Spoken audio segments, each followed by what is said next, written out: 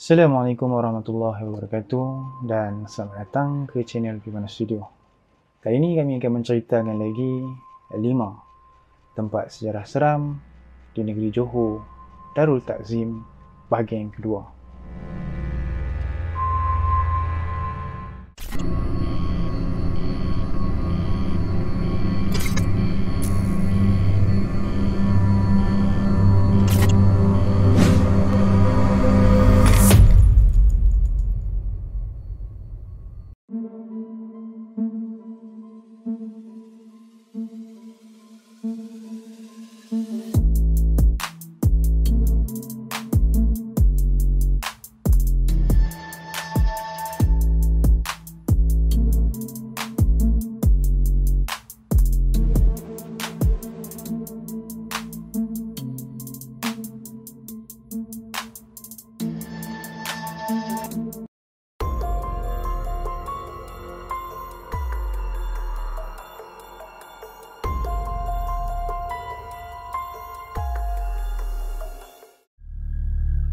Masai adalah satu kawasan di Pasir Gudang, daerah Johor Bahru, Johor, Malaysia. Masai juga adalah merupakan tempat tertua di Bandar Johor Bahru. Terletak dalam lingkungan 25 km dari pusat Bandar Johor Bahru, dan Masai juga terletak di laluan J10 menuju ke Kong Kong, iaitu sebuah perkabungan nelayan di sepanjang Sungai Johor. Dekat Masai ni dulu ada sebuah surau yang berdekatan dengan Pekan Masai. Surau ni memang jarang untuk digunakan, yang dia kalau guna pun kadang-kadang surau ni dijadikan tempat macam rumah persinggahan untuk pekerja kontrak MSE pada masa tu. Lepas tu surau ni dah dirobohkan oleh MPTPG yang dikenali sebagai Majlis Modern Pasir Gudang, dan dibina sebuah pasaraya khidmat yang diceritakan oleh penduduk setempat kat situ. Pada waktu maghrib dengan isyak, mereka ada nampak kelibat orang bersembahyang kat situ dengan lampu yang terang menerang. Tapi bila dia cek kat siang, tak ada pun tanda-tanda yang ada orang sembahyang kat situ. Yang lagi pelik kat situ,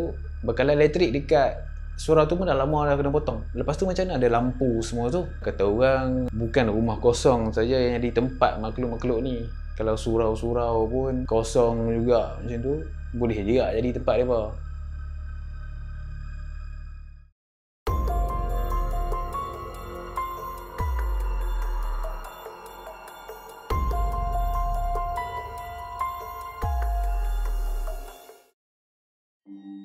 Bagu ialah sebuah pekan besar yang terletak di daerah Muar Johor, Malaysia. Lokasi dia kira-kira 21 km daripada Bandar Muar Johor. Ia juga dihubungkan melalui dua buah jalan utama, iaitu Jalan Muar Labis dan Jalan Paguh ke Parit Sulong. Di sana juga ada pekan besar. Pekan besar ni lah mempunyai sebuah persimpangan bertingkat bagi lebuh raya utara selatan. Kisah di lebuh raya tersebut juga hampir persis sama dengan Highway Karak. Pernah diceritakan pada waktu ketika dahulu ada sepasang suami isteri yang dalam perjalanan pulang ke rumah daripada tempat kerja, dia pergunakan lebuh raya tersebut, dan apabila sampai kawasan Paguh, si isteri dia ni rasa macam kereta mereka ni bergerak perlahan sangat, sedangkan keadaan jalan pada waktu tu tak sibuk pun, hanya ada 2 biji kereta saja. Dan selepas dia dan suami dia dalam kereta tu melepasi kawasan berbukit dekat area Paguh ni lah, barulah kereta mereka ni rasa macam bergerak normal semula. Kemudian isteri dia pun bertanya kepada suami dia lah, kenapa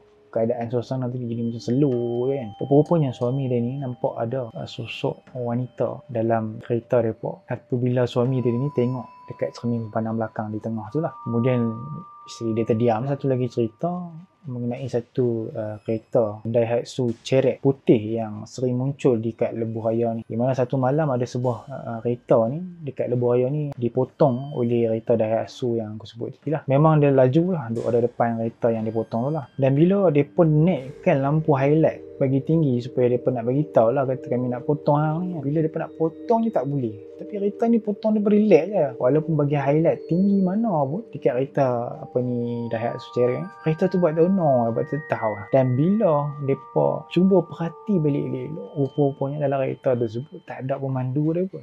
Adakah kereta tu boleh bergerak dengan sendiri tanpa pemandu?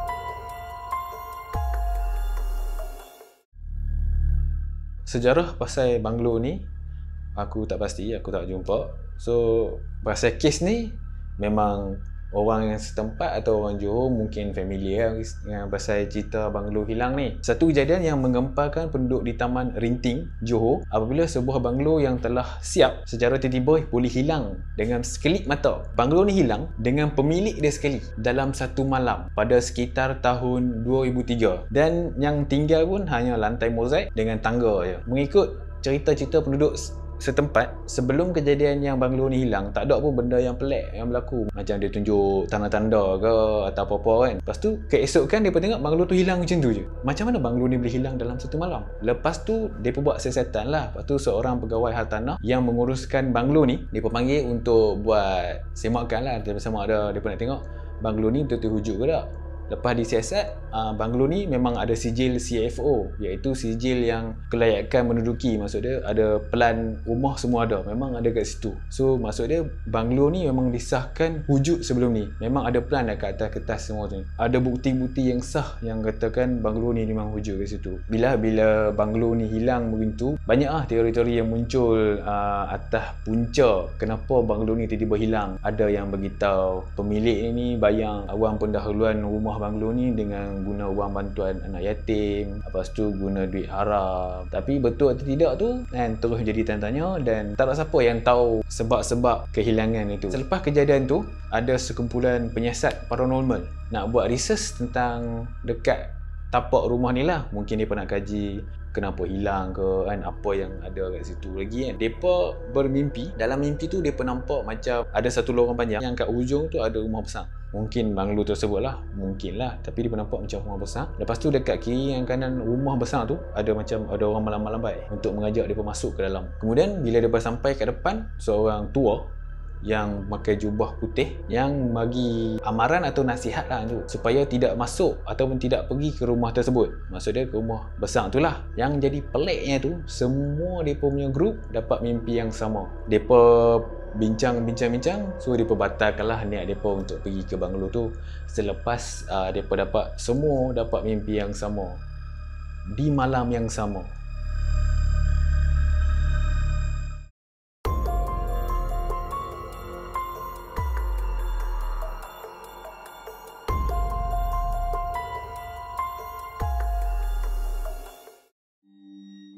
Paradigm Mall secara rasminya dibuka pada 28 November 2017, dan dia juga merupakan sebuah kompleks yang membeli belah yang ada lebih kurang 7 tingkat ketinggiannya lah bangunan dia. Paradigm Mall ni juga dia adalah salah satu kompleks yang terbesar lah di Johor, yang keluasannya lebih kurang dalam 1.3 juta kaki persegi, dan dia ada lebih kurang dalam tu 500 buah kedai lah. Dan di sana juga dikatakan ada ruangan macam ice skating, boleh luncur air kat tu, mampu menampung lebih kurang 4,000 buah kereta buat satu-satu masa. Maksudnya besar lah mall ni. Dulu dikatakan masa sebelum Paradigm Mall ni siap dibina, bangunan ni dikenali sebagai Kemayan City yang terbengkalai lebih kurang 20 tahun akibat daripada krisis kemelesetan ekonomi pada waktu ketika tu. Dan selama 20 tahun itulah Kemayan City terbiar dan terbengkalai macam tu saja, menyebabkan wujudnya banyak cerita-cerita seram yang berlaku di sana. Ada seorang pemuda yang ditugaskan untuk memantau dek kerana aduan banyak tentang Aedes dengue kan, dan dia sendiri diganggu. Dua sosok lembaga yang merangkak di atas tangga di Paradigm Mall ni kan, dan juga dinding-dinding dia merangkak macam tu lah. Dan ada juga cerita di mana ada sebuah keluarga daripada Singapura, mereka singgah ke dekat negeri Melaka kerana ada urusan, mereka menetap di Melaka lah. Dan dalam perjalanan pulang daripada Melaka tersebut, waktu malam lalulah berhampiran dengan Kemayan City ni. Dia jadi satu benda yang agak misteri dan pelik kat sini apabila mereka keluarga ni perasan yang Kemayan City yang dikatakan Paradigm Mall ni, waktu tu Kemayan City ni tengah terbengkalai, tapi mereka nampak seakan-akan Kemayan City ni tengah beroperasi macam orang ramai duk ada dalam tu, dengan lampu-lampunya kan. Memang keadaan nampak maya lah, rupanya raya baru ni lah kan, duk beli barang apa semua. Mereka jadi terpukau sampai macam tu sekali keadaan Kemayan City yang dikatakan terbengkalai tersebut. Mereka nampak macam keadaan tu masih lagi tak terbengkalai, okey lagi, padahal kawasan tu dah terbengkalai, bangunan tu dah terbengkalai lama dah. Cuma kalau daripada tanggapan kita sendiri yang ada pada waktu tu, kalau kita jumpa dengan keluarga Singapura ni, dia cerita kita sendiri tak percaya. Kita nak kata dia masih okey kan. Tak, memang kita pun akur yang bangunan tersebut terbenggalai waktu tu. Tapi keluarga Singapura ni nampak sebaliknya.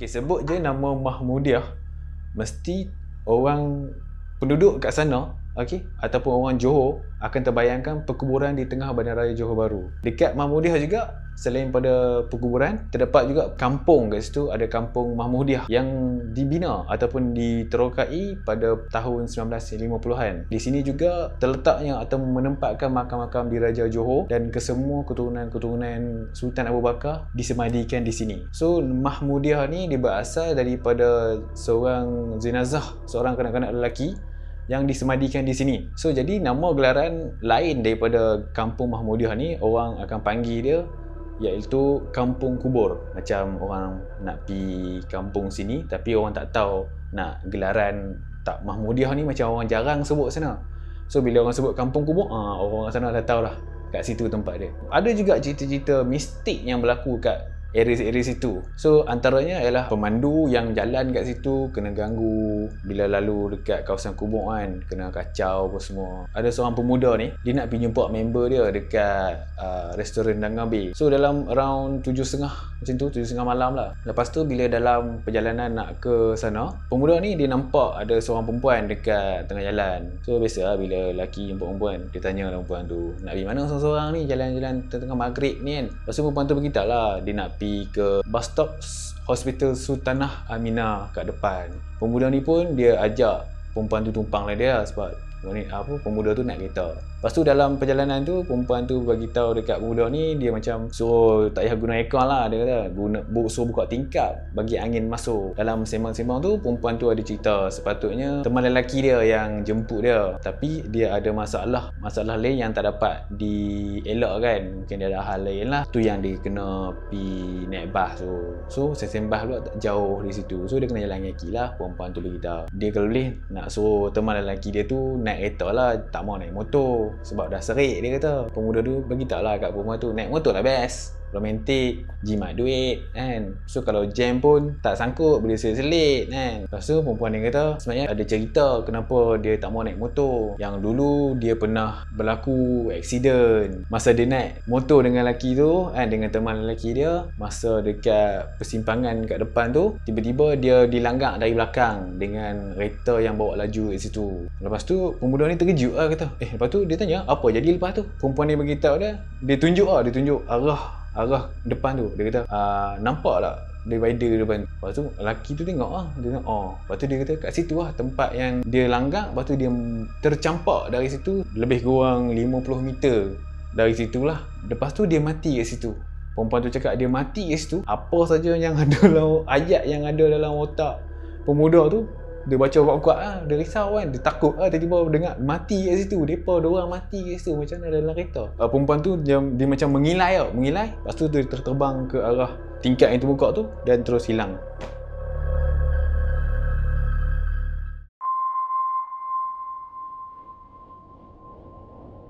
Jadi itu saja 5 tempat sejarah seram di Johor Darul Takzim. Jangan lupa untuk subscribe channel Pimana Studio dan jangan lupa tekan butang notifikasi dekat sebelah tu untuk hangpa dapat notifikasi kalau channel Pimana Studio update video yang latest. Dan jangan lupa follow kami punya social media, Facebook, Instagram dan TikTok. Sehingga kita berjumpa lagi di next video. Assalamualaikum dan selamat malam.